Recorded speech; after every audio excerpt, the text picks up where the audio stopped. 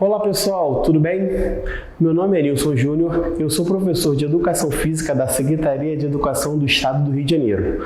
Nesta videoaula do quarto bimestre do segundo ano do ensino médio regular, vamos ver alguns tópicos da Educação Física no que se refere a analisar a prática compulsiva de exercícios físicos nos dias atuais e problematizar a relação entre exercício e saúde divulgado pelas mídias. Ao final desses estudos, você deverá ser capaz de conceituar sedentarismo, conhecer as causas e consequências do sedentarismo, analisar a prática compulsiva de exercícios físicos e problematizar a relação entre exercício e saúde evidenciada pelas mídias. Sejam muito bem-vindos a esta videoaula de Educação Física. Sabemos que muitas pessoas são adeptas dos exercícios físicos, focando principalmente na estética. Mas além de deixar o corpo mais bonito, a prática frequente de atividades físicas é essencial para a manutenção da saúde, para o equilíbrio do corpo e das funções cerebrais e muitos outros benefícios. Quando abordamos temas tão importantes como o exercício físico e a saúde,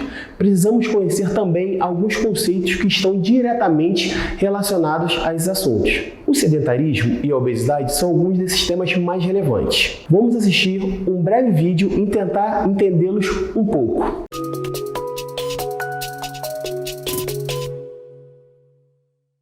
O homem das cavernas precisava correr, nadar e caçar para sobreviver.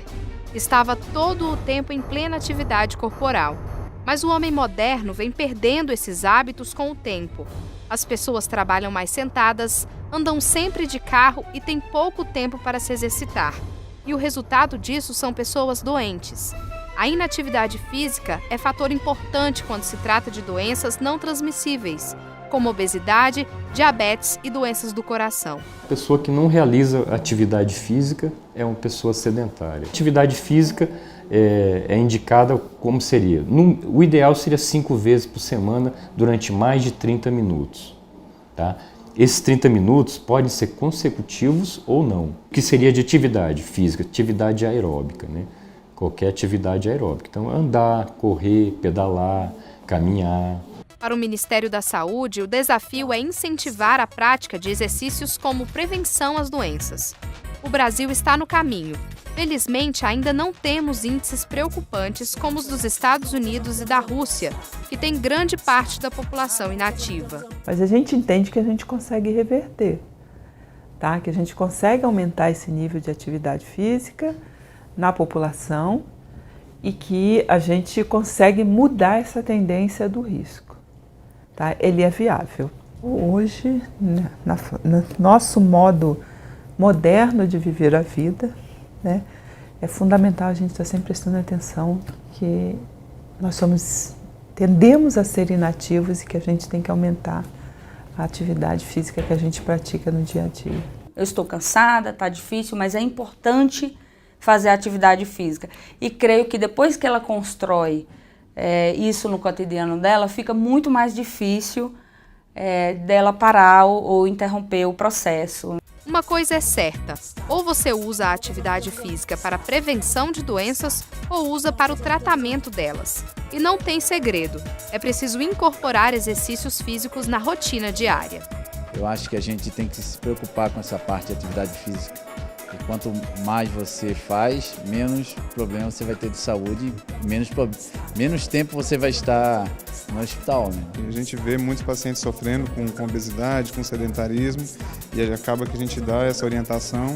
E peguei um pouco dessas orientações que eu dou para os meus pacientes e apliquei em mim mesmo. O infartado que faz atividade física, ele tem menos risco de ter um novo infarto do que aquele sedentário que nunca teve nada. Além da vida, quando a pessoa estiver aposentada, for aproveitar a vida, vai estar com artrose, não vai estar conseguindo andar, não vai estar conseguindo, né? Aí sim ele vai ficar limitado, né? Vai ficar limitado no período que ele poderia estar desfrutando da sua vida, né? Pratica esporte, que é muito bom para a mente, é bom para a alma, é bom para o corpo, enfim, é bom para tudo, né? E eu acho que isso é por aí, para a gente se sentir mais jovem.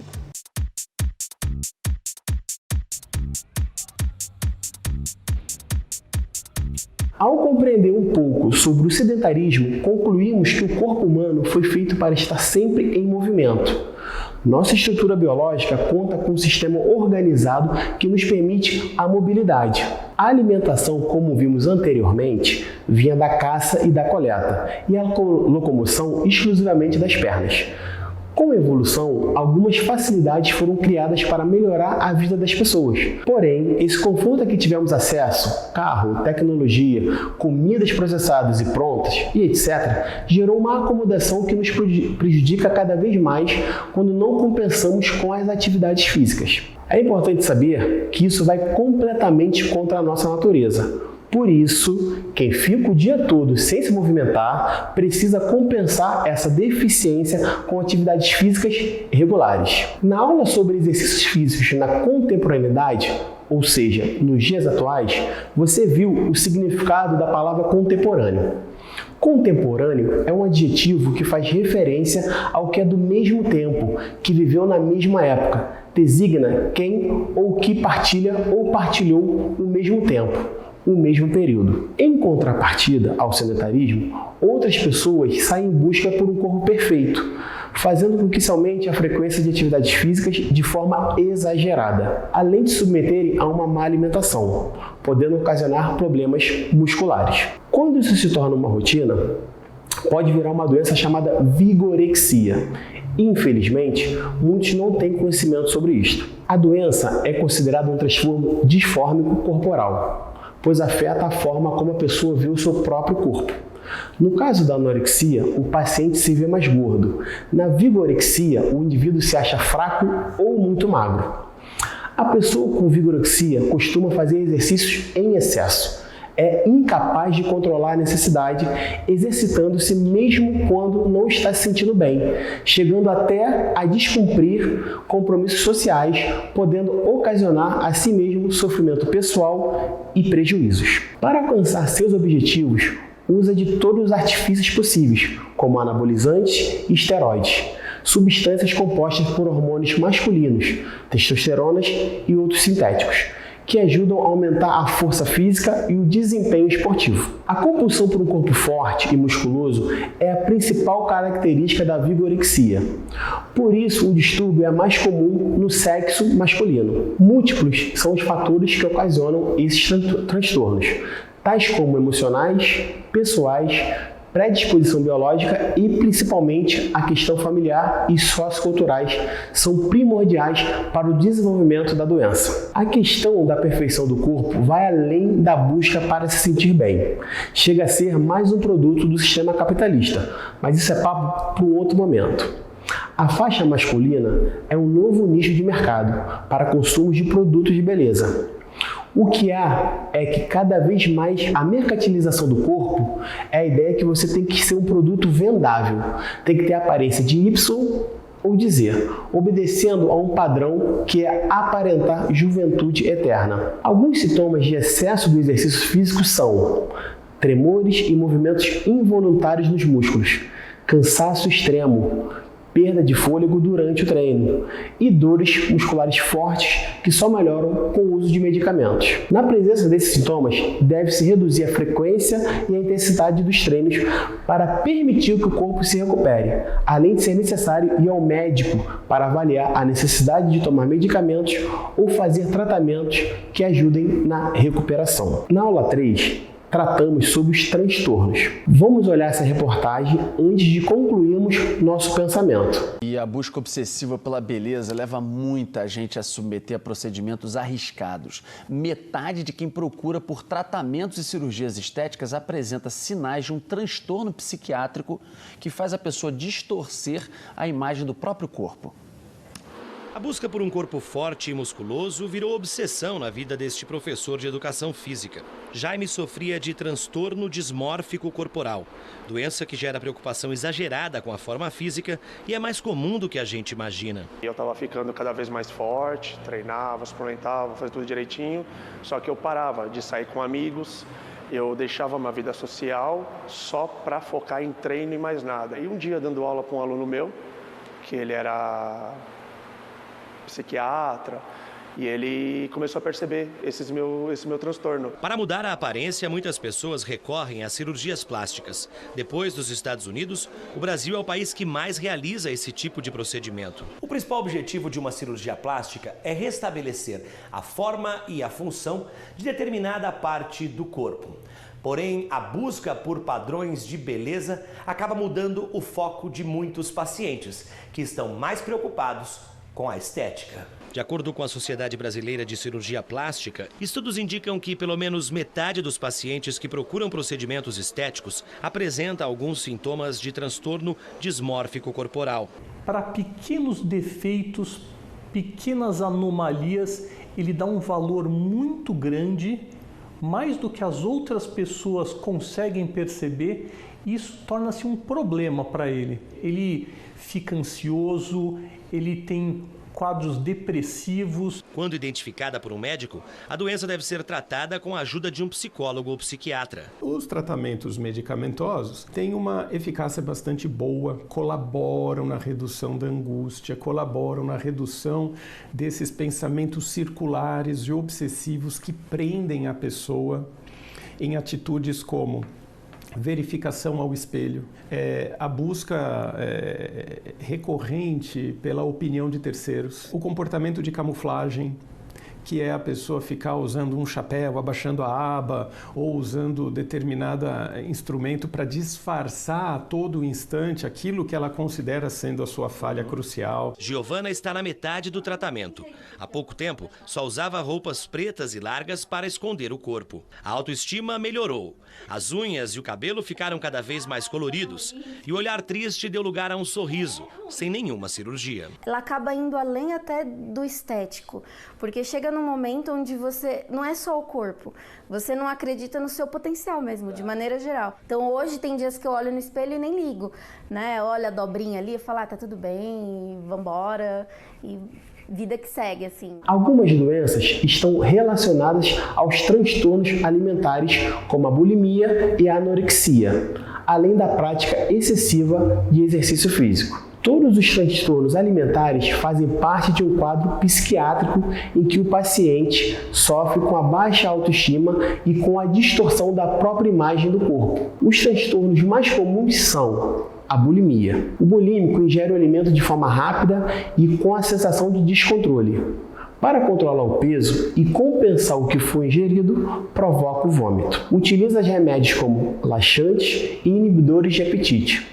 Realiza dieta e exercício físico, abusa de cafeína e de outros estimulantes. Outro distúrbio é a anorexia. É dividido em dois tipos, anorexia restritiva e anorexia do tipo bulímico. A restritiva é quando a pessoa não come, ocorrendo a perda de peso intensa. A do tipo bulímico é quando se provoca o vômito, utilizando remédios como laxantes e se alimenta por meio de uma dieta rígida. Sugere-se que aproximadamente 80% dos pacientes com diagnóstico de anorexia nervosa e 55% dos pacientes com bulimia nervosa praticam exercício físico de forma compulsiva em algum momento da sua história clínica. Dados do Instituto de Psiquiatria do Hospital das Clínicas mostram que a predominância de transtornos alimentares em mulheres e homens mudou bastante nas 2 últimas décadas. Há 20 anos, a relação entre os gêneros para o diagnóstico de anorexia nervosa era de 1 homem para 15 mulheres. Atualmente, essa relação pode chegar a 1 homem para 4 mulheres. Muitos homens acham que o transtorno é predominância feminina.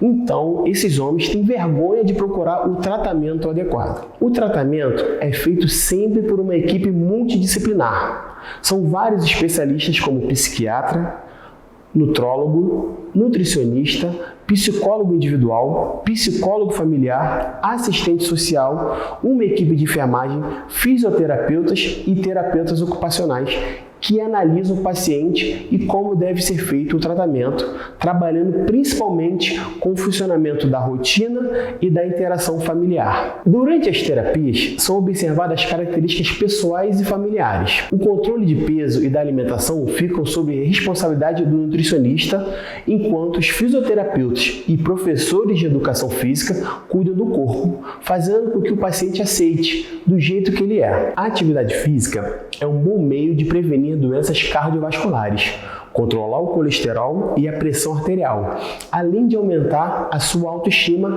e desestressar quando praticada de forma correta e bem orientada. Então vamos nos movimentar de forma saudável, sem exageros e modas e com muita consciência corporal. Na aula 4 da sua orientação de estudos, tratamos da relação entre exercício e saúde evidenciada pelas mídias. A internet e os meios de comunicação estão totalmente inseridos em nosso dia a dia.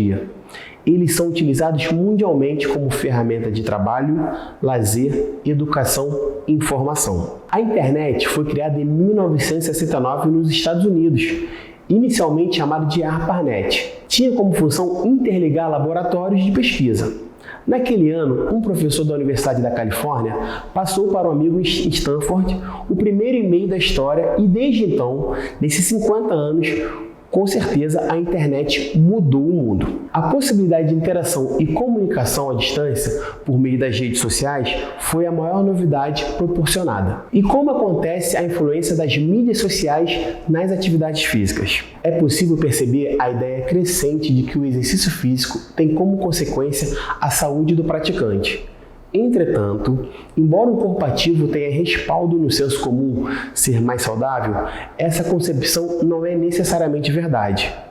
Ou seja, não podemos afirmar que quanto mais exercícios, mais saúde, ou que uma pessoa que não pratica exercício não seria saudável. Outro parâmetro que temos que levar em conta é a popularização do fitness como mercado e, consequentemente, a venda desse produto na imprensa. Sabemos que, de forma expressiva, existe a influência das mídias sociais no comportamento das pessoas. Uma recente pesquisa apontou o comportamento alimentar de crianças com propagandas televisivas que induziam a determinados hábitos alimentares de uma forma geral. E em 2019, 1/4 do conteúdo consumido pela população mundial já vinha da internet, ultrapassando assim a TV. Isso com certeza gerou novos hábitos, entre eles os relacionados à prática de exercícios físicos. Para se ter uma ideia, no Brasil há um crescimento elevado do uso de redes sociais.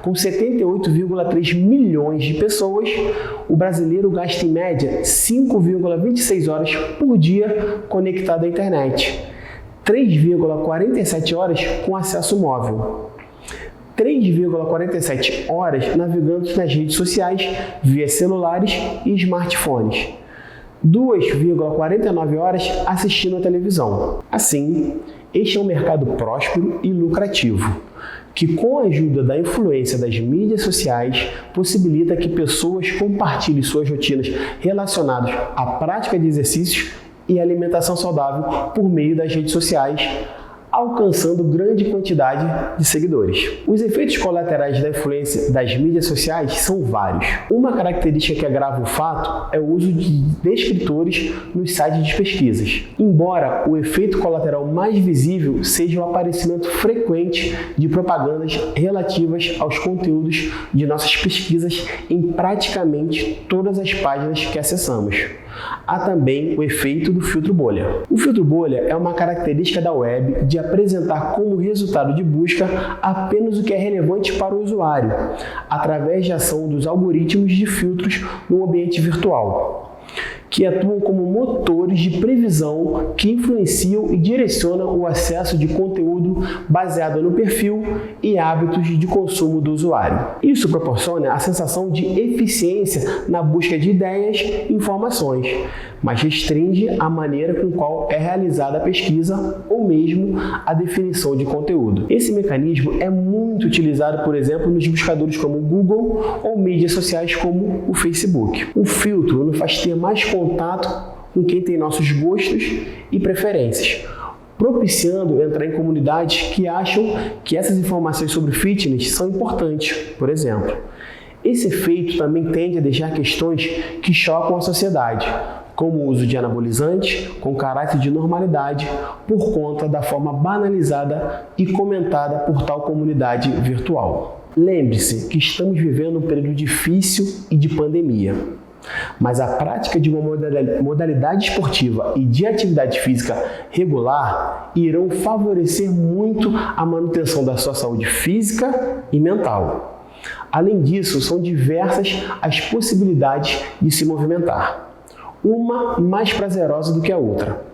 Basta só você escolher com qual mais se identifica. Portanto, não basta somente praticar. Temos que entender, compreender e vivenciar práticas e modalidades diferentes, para possuir assim uma visão mais ampla da melhor forma de se alcançar todos os benefícios proporcionados por uma ou outra atividade. Importante também lembrar os malefícios que uma prática inadequada pode acarretar para a nossa vida e para a nossa saúde. Então, levanta desse sofá, busque mais informações e movimente-se, procurando sempre uma melhor qualidade de vida para você e para a sua família. Nesta orientação de estudos, referente ao 4º bimestre de 2020 da disciplina de Educação Física, do 2º ano do ensino médio regular, você aprendeu a analisar a prática compulsiva de exercícios físicos na contemporaneidade e a problematizar a relação entre exercício e saúde evidenciado pelas mídias. A educação física tem como papel principal fazer você se movimentar de forma consciente e segura, por intermédio das diversas modalidades esportivas e através da prática regular de exercícios físicos, o que consequentemente irá amadurecer a sua parte física e intelectual de forma mais fácil e consciente. Ou seja, um verdadeiro e completo desenvolvimento físico, mental e social, sempre na busca da melhora da sua qualidade de vida. Espero que tenham gostado dessa videoaula. Te aguardo em um próximo encontro. Até lá, pessoal. Grande abraço.